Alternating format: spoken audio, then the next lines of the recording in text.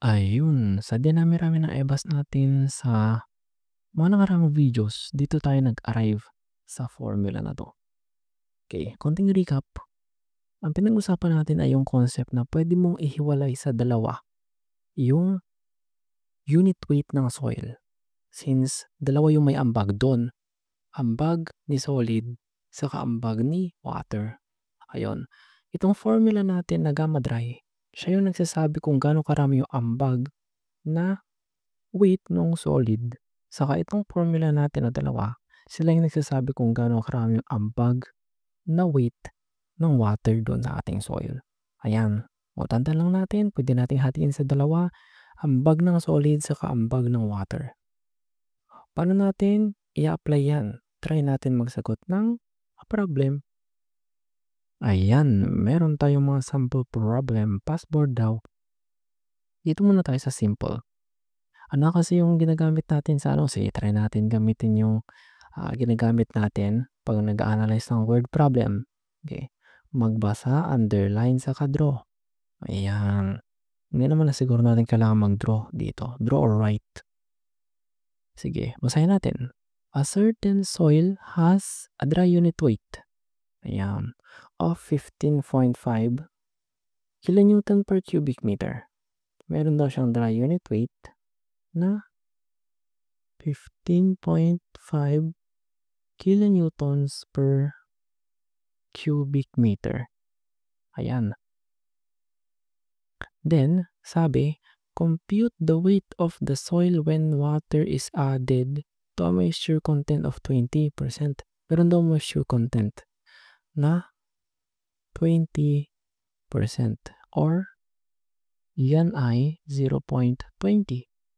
Hanapin mo daw kung ano yung unit weight ng soil. Since meron na siyang moisture na content, hindi na siya dry. Meron na siyang lamang na konting tubig. Yun ay moist unit weight. Yan ang hinahanap. Paano natin isosolve ito gamit ng ating concept? Ayan. Ang sinabi natin, alam naman na natin na sa lahat ng unit weight, lagi may gamma dry. Ayan. Meaning, ang gamma moist ay equal sa gamma dry. Yan yung sa solid plus yung sa water. O, ano yung ambag ng water? W gamma dry. Ayan. Ito yung ambag ng solid. Ito yung ambag ng water sa moist unit weight. Ngayon, parang familiar tong formula na to. Pwede natin ilabas yung dry unit weight. Manitira sa loob yung 1 plus W. Ayan, familiar na tayo yan sa formula na yan. Yan yung gamma moist is equal to gamma dry times 1 plus W. Ayan, na-derive natin yung formula na yan mula dun sa ating concept. Pwede na nating makuha yung gamma moist.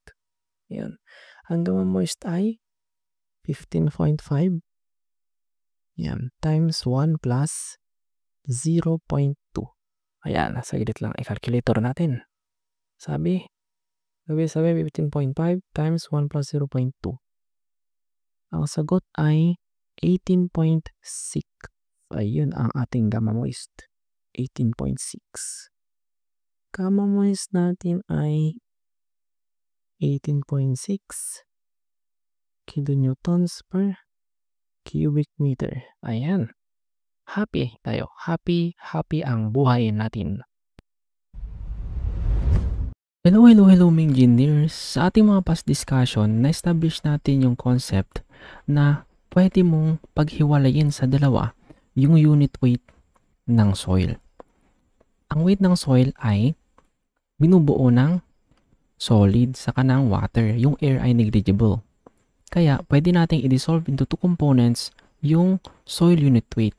Sabi rito, pwedeng yung dami ng solid plus yung dami ng water or yung ambag na weight ng solid saka yung ambag na weight ng water doon sa ating soil. Kaya ang magiging formula mo rito, pwede ito sa lahat. Mapa dry, mapa moist, at mapa saturated unit weight. Gamma dry plus either of the two. Depende sa given.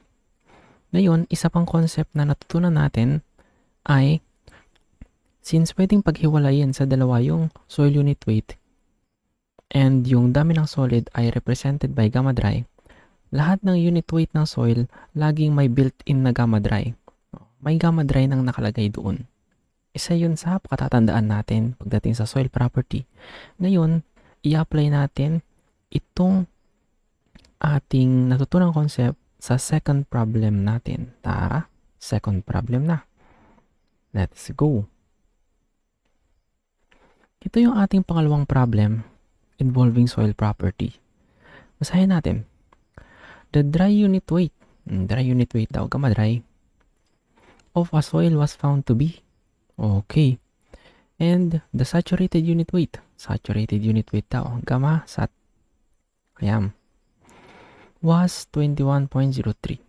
Determine the unit weight of the soil in 87.5% saturation. Napakaiksi lang ng ating problem. Ngayon, naisipan namin na para sagutan itong problem na to, gumamit tayo ng tatlong approach. Yung unang approach ay yung mga alam natin na formula. Yung mga kinabisado natin, gagamitin natin para ma-solve itong problem na to. Pangalawang approach ay gamitin natin yung concept na in-introduce sa atin ni Engineer Potsopaw. Then, sa pangatlo, ganun pa rin, pero gagamitan na natin ng calculator technique. Sige, unang approach tayo. Unang approach. Ano daw yung mga given? Meron ka daw gamma dry na 17.67. Huwag na muna natin ilagay yung kilonewton per cubic meter. Tapos, meron tayong saturated na 21.03. Laging mas malaki yung saturated kaysa sa gamma dry. Yung gamma dry yung pinakamaliit sa kanila. Kasi nga, ang nagbabari lang sa ating soil unit weight ay yung amount ng water. Habang nadadagdagan siya ng amount ng water, mas lalo namang bumibigat yung soil mo. Kaya, habang lumalaki yung saturation, bumibigat yung soil mo, and kapag 100% yung saturation, yun na yung pinakamax. And pinakamalaking unit weight. Ayun, saturated unit weight. Para lang ma-internalize lang natin nangyayari. Okay. Ngayon. Ang gusto mong ma-solve ay yung unit weight sa 87.5% saturation. Ang saturation mo daw ay 87.5%. Since hindi siya fully saturated, mamasa-masa ang iyong soil, yan ay moist. Hinahanap ngayon ang moist unit weight. Kung ang approach natin dito ay, anong gagawin ko rito? Isusulat ko yung mga formulang alam ko. Then mula doon, tingnan natin kung makukuha ko yung sagot. Ang gamma dry natin ay GS over 1 plus E, gamma water. Yan, alam natin. Then ang saturated ay GS over 1 plus E, kaso lang may plus E dyan. Yan, gamma water. And then, sa moist, GS, may 1 plus E rin dyan eh. Yan. Plus SE naman. Gamma water. Ganyan. Ngayon, ang meron lang tayo ay ito, saka ito.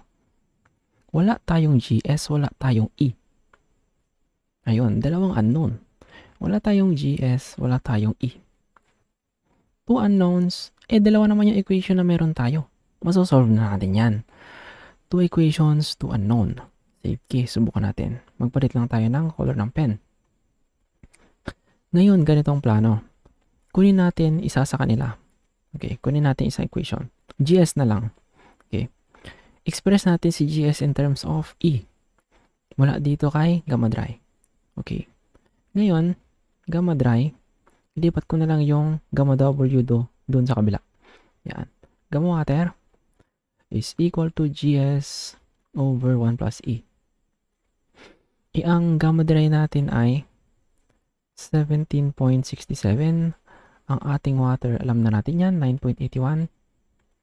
Ayan, naka-metric naman tayo. Then, para makuha si GS, ilipat na lang natin si 1 plus E sa kabila. Ayan. Ayan, minsanan na. Para mabilis. Okay. Let me get my calculator. i-simplify natin si 17.67 over 9.81. Ang sagot dyan ay 1.8012. Ayan, 1.8012.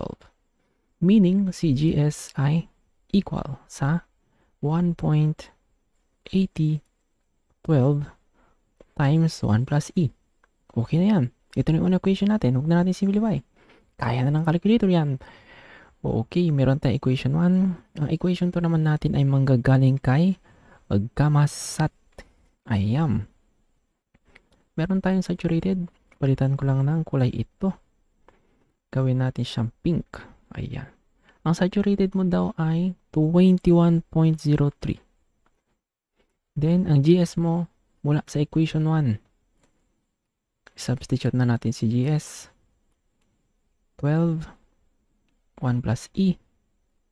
Ito naman, plus E pa, plus E over 1 plus E 9.81 para sa gamma water.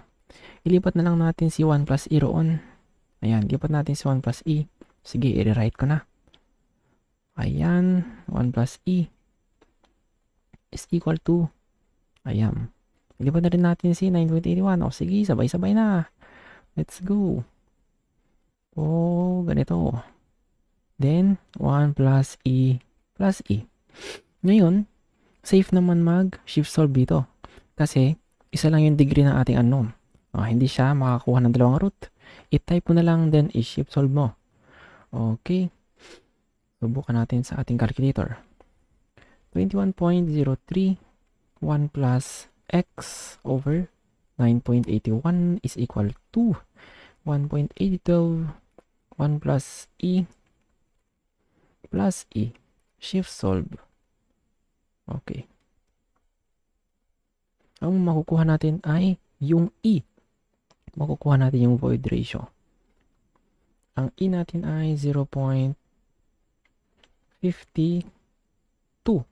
Okay, 52.098 emerald.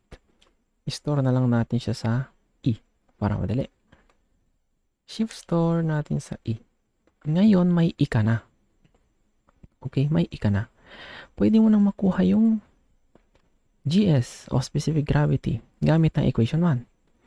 Okay, o GS, i-substitute natin yung E. I-type mo 1, 8012, 1 plus yung in-store natin na E, 2.7395. 2.7395. Store na lang natin yung GS sa ano bang maganda. Sa F na lang para magkasunod. Ayun. Ngayon, meron ka ng E at GS. Pwede mo nang gamitin itong equation natin sa gamma moist para makuha yung gamma moist. Diba? Napakahaba naman. Pero malapit na tayo. Okay, para makuha yung gamma moist, GS plus SE. Ang GS natin ay nasa F. Okay, nasa F po to. Nasa F plus, ang S natin ay given 0.875 kasi dinivide lang natin ito ng 100. Ayan. Then, multiply natin siya sa E. Ayan. Nakastore na over 1 plus E times 9.81. Ayan. Tara, i-type na natin F plus 0.875 times E over 1 plus E times 9.81. Ang sagot natin dyan guys ay 20.61. Okay. Tandaan natin to. 20.61. Ang unit natin ay yung normal na unit. Ayan. 20.61 ang sagot natin gamit ng method na to. Mahaba-haba yung solution, pero madali lang naman. Basta alam mo na kapag dalawa yung unknown at mayroon kang dalawang equation, solve na ang problema.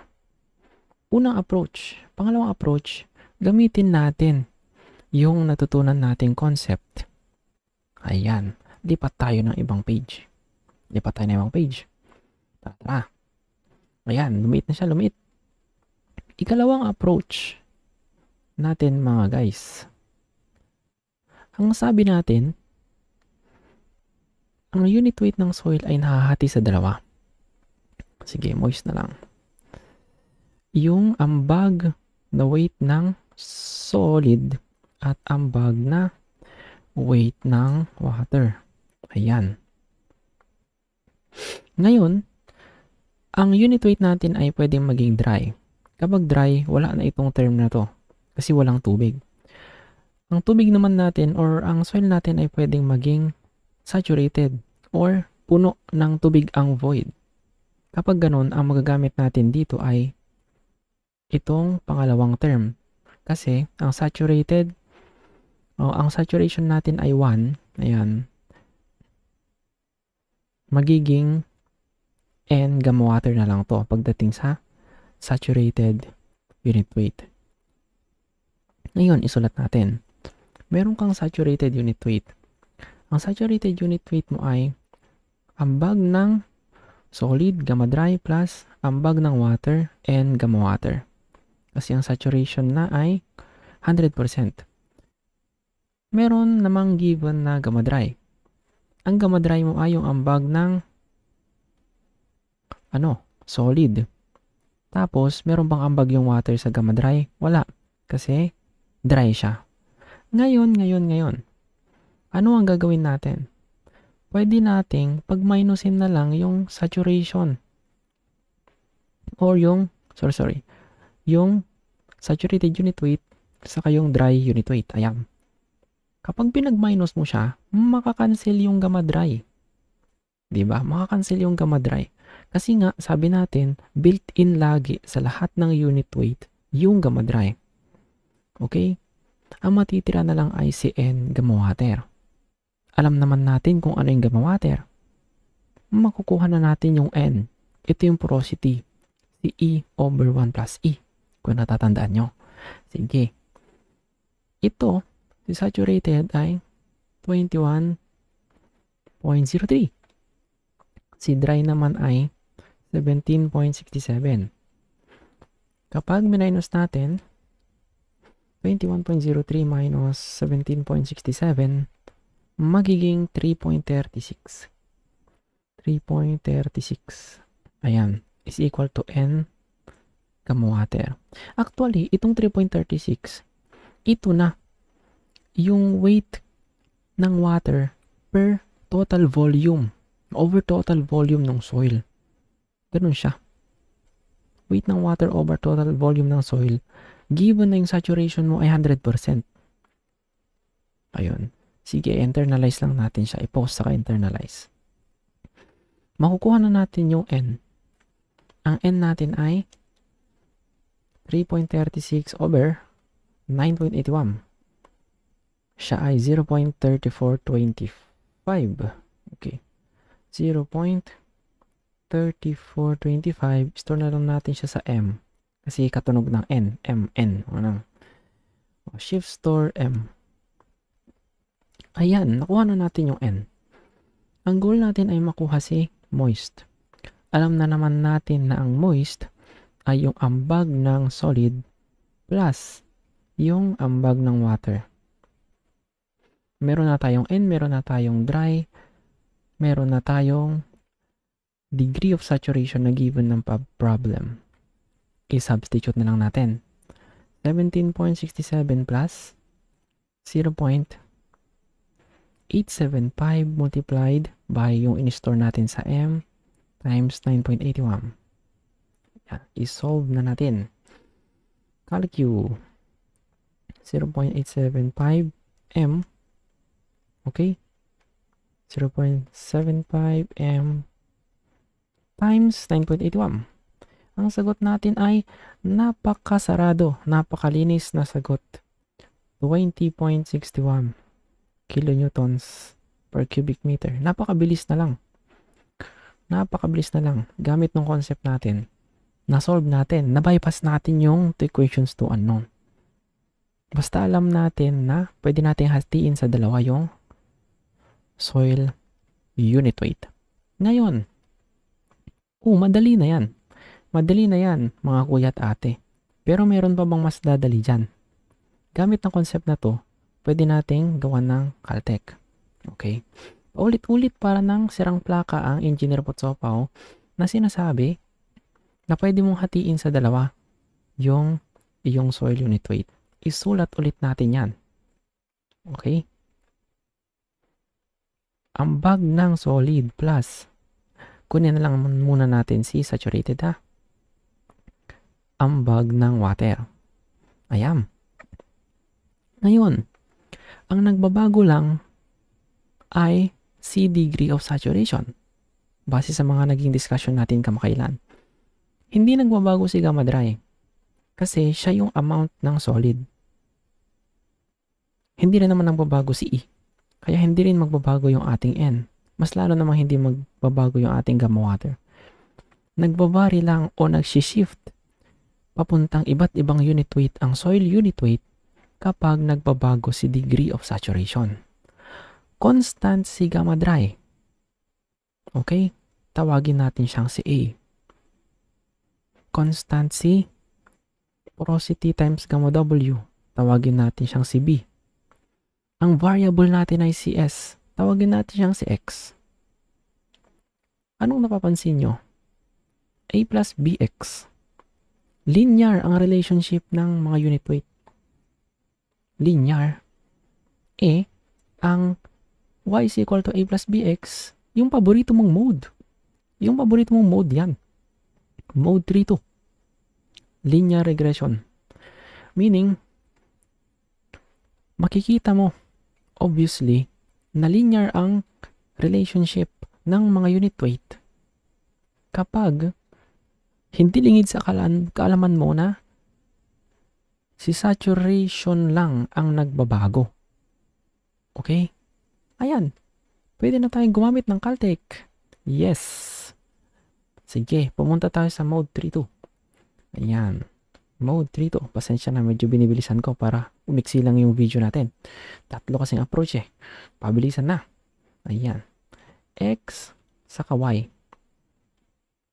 Ano nang nilalagay kay X? Nilalagay kay X yung dependent, yung independent variable. Yung Y ay yung dependent variable. Okay. Ang magiging independent variable natin dito ay yung degree of saturation. Then, yung magiging dependent variable natin ay yung soil unit weight.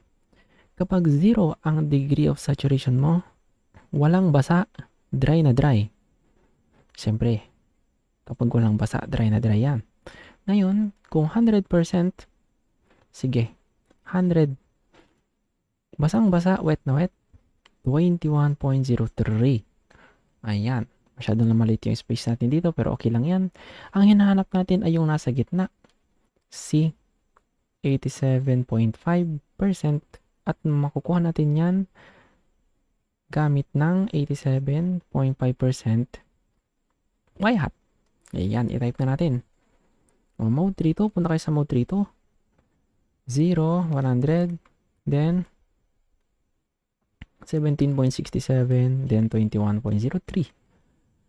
Nandito ako sa, actually, Casio yung gamit ko ngayon. Kung nakakanon kayo, sa apps kayo pupunta. Sa Casio, Shift, Stat, Regression. Then, y-hat, 87.5. Malinis na malinis, saradong sarado, balbas sarado, makukuha natin. Ang moist ay 20.61. Hindi na lang tayo gumagamit ng Caltech na hindi natin alam kung saan nanggaling yon. Kasi, yun ang disadvantage ng paggamit ng Caltech na hindi ka aware kung saan o paano siya na-derive. Ano yung concept na underlying doon sa paggamit ng Caltech na yun? Ba't siya mode 3 to? Ba't hindi parabolic? Parang ganyan. Pero yun, yung tatlong approach na pwedeng gamitin dito sa problem na to. Sana may natutunan kayo. And for more tutorials, follow lang tong page. Meron kaming group. Lahat na, meron kaming YouTube channel. Bahala na. Thank you and God bless. Study hard.